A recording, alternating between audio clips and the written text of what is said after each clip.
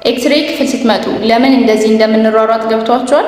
ጨረሩ በሰውነታችን ውስጥ በሚያልፍበት ጊዜ የዲኤንኤ ስትራንዶችን የማበላሸት አቅም አለው። አንዳንዶቹ ወደ ነበሩበት ሲመለሱ፣ አንዳንዶቹ ደግሞ እንደተበላሹ ያድጋሉ። እነዚህ ሴሎች እየተከማቹ የሚሄዱበትና ከጊዜ በኋላ ለካንሰር ተጋላጭነታችንን እየጨመሩ ይሄዳሉ። ይህን ያህል ጉዳት ካለው ታካሚው ስለምን የሚል ጥያቄ ሊፈጥርባችሁ ይችላል። ለታካሚው ከሚሰጠው ጥቅም አንጻር 1 ጊዜ 2 ጊዜ እስከ 10 ጊዜ ድረስ ኤክስሬይ ቢነሳ ምንም አይነት ተጓዳኝ ችግር ላይደርስበት ይችላል። ባለሙያው ለምን እንደሚሯሯጥ 3 ዋና ዋና ምክንያቶችን ነግራችኋለሁ።